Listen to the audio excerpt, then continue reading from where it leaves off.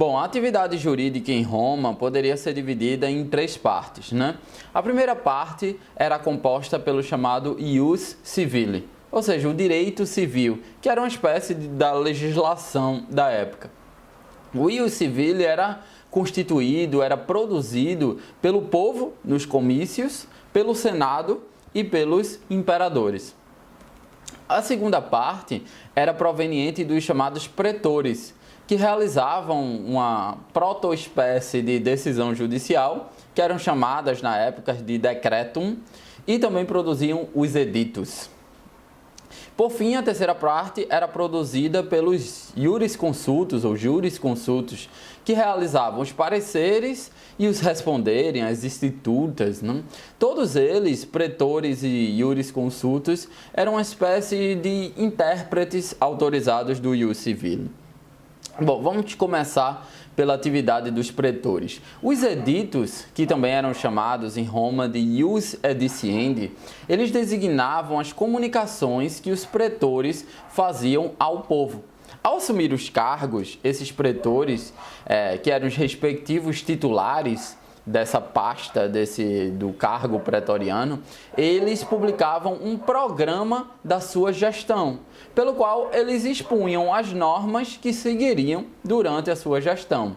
Diferentemente dos juízes brasileiros, que, segundo a nossa Constituição, seus cargos são vitalícios, os pretores, eles tinham uma espécie de mandato, então às vezes de 1 ano, às vezes de 2 anos, a depender da época romana. Então, nesse mandato, eles diziam, através dos editos, como iam ser a gestão deles, que regras eles seguiriam.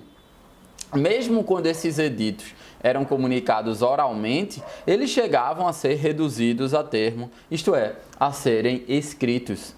Por meio do edito, o pretor ele comunicava por quais princípios se basearia, que regras adotaria e que ações ele concederia. O edito era fixado na porta do fórum.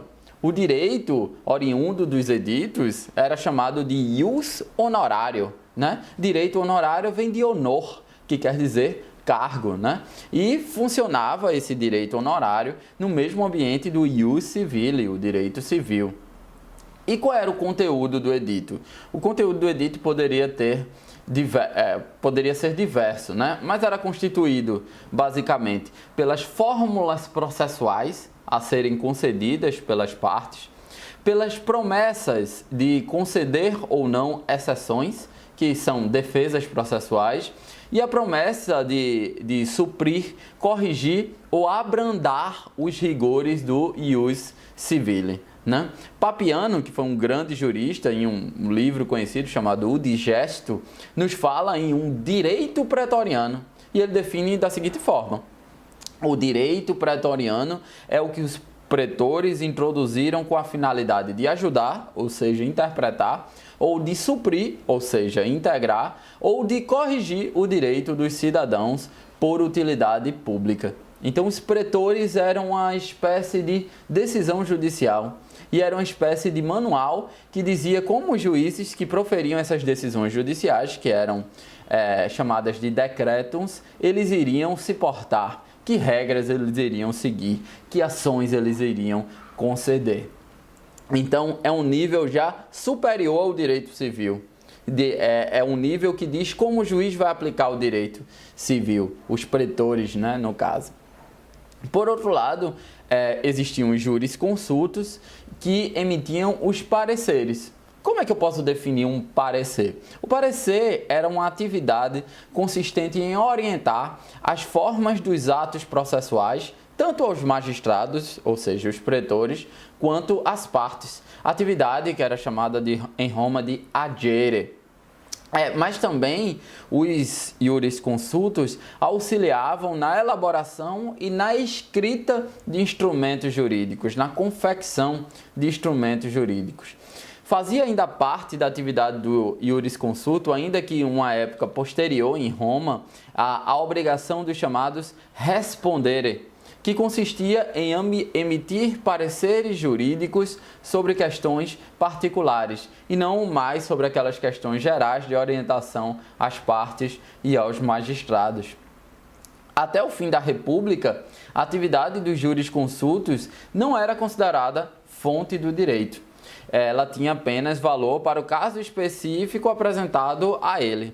Entretanto, a partir do século I a.C., principalmente com a ascensão de Augusto, os pareceres passaram a ter força de lei, mesmo porque os jurisconsultos passaram a responder esses pareceres ex authoritate principis, ou seja, com a mesma autoridade do príncipe, ou seja, com a mesma força de um poder soberano. A jurisprudência passou, nesse caso, então, a ser uma fonte do direito, a ser um dos elementos mais importantes para o desenvolvimento profundo que se deu no direito romano, que o direito romano passou.